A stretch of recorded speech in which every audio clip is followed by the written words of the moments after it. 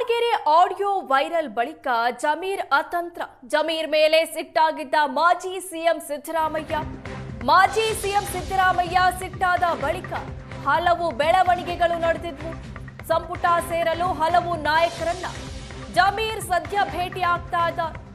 AICC ಅಧ್ಯಕ್ಷ ಮಲ್ಲಿಕಾರ್ಜುನ್ ಖರ್ಗೆಯನ್ನ ಜಮೀರ್ ಭೇಟಿಯಾಗಿದ್ದಾರೆ. ಸಚಿವ ಸ್ಥಾನಕ್ಕೆ ಸೇರಿಸಿಕೊಳ್ಳುವಂತೆ ಜಮೀರ್ ಅಹಮದ್ ಮನವಿ ಮಾಡ್ತಾ ಇದ್ದಾರೆ.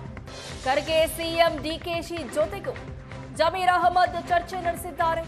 ಸಚಿವ ಸಂಪುಟ ವಿಸ್ತರಣೆ ವೇಳೆ ಸಂಪುಟ ಸೇರಲು ಕಸರತ್ತು ನಡೆಸ್ತಾ ಇದ್ದಾರೆ. ರಾಜ್ಯ ನಾಯಕರ ಮನೆಯನ್ನ ಜಮೀರ್ ಅಹಮದ್ ಸುತ್ತಾ ಇದ್ದಾರೆ.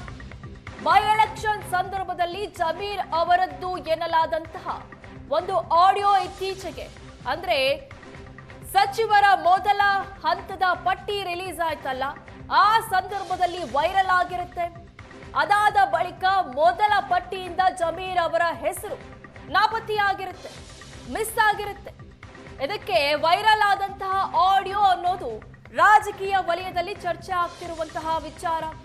ಹೀಗಾಗಿ ಮುಂದಿನ ಪಟ್ಟಿಯಲ್ಲಿ ಅಂದ್ರೆ 2ನೇ ಲಿಸ್ಟ್ ಅಲ್ಲಾದ್ರೂ ತಮ್ಮ ಹೆಸರು ಬರಲಿ ಅನ್ನೋ ನಿಟ್ಟಿನಲ್ಲಿ ಜಮೀರ್ ಅಹಮದ್ ಸಿಎಂ ಡಿಕೆ ಶಿವಕುಮಾರ್ ಹಾಗೂ ಎಐಸಿಸಿ ಅಧ್ಯಕ್ಷ ಮಲ್ಲಿಕಾರ್ಜುನ ಖರ್ಗೆ ಅವರನ್ನ ಭೇಟಿಯಾಗಿ ಸಂಪುಟದಲ್ಲಿ ಸೇರಿಸಿಕೊಳ್ಳಲು ಕಸರತ್ತು ನಡೆಸ್ತಾ ಇದ್ದಾರೆ.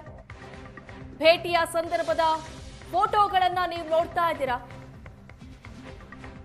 ಜಮೀರ್ ಅಹಮದ್ ಹೆಸರು ಬಹುಶಃ ಆ ಆಡಿಯೋ ವೈರಲ್ ಆಗದೆ ಇದ್ದಿದ್ರೆ ಮೊದಲ ಪಟ್ಟಿಯಲ್ಲೇ ಬರುವಂತಹ ಒಬ್ಬ ಪ್ರಭಾವಿ ನಾಯಕ, ಅಂತಹ ನಾಯಕನ ಹೆಸರು ಮೊದಲ ಪಟ್ಟಿಯಲ್ಲೇ ಮಿಸ್ ಆಗಿರುತ್ತೆ.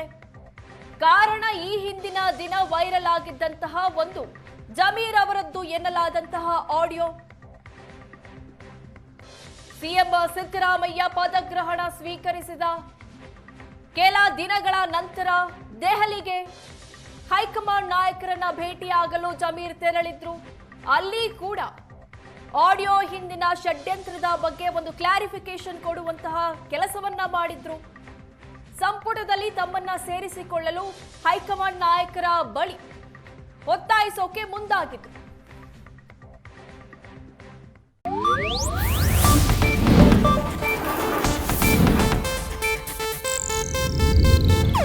ಇದು ಏಷ್ಯಾನೆಟ್ ನ್ಯೂಸ್ ನೆಟ್ವರ್ಕ್ ಪ್ರಸ್ತುತಿ.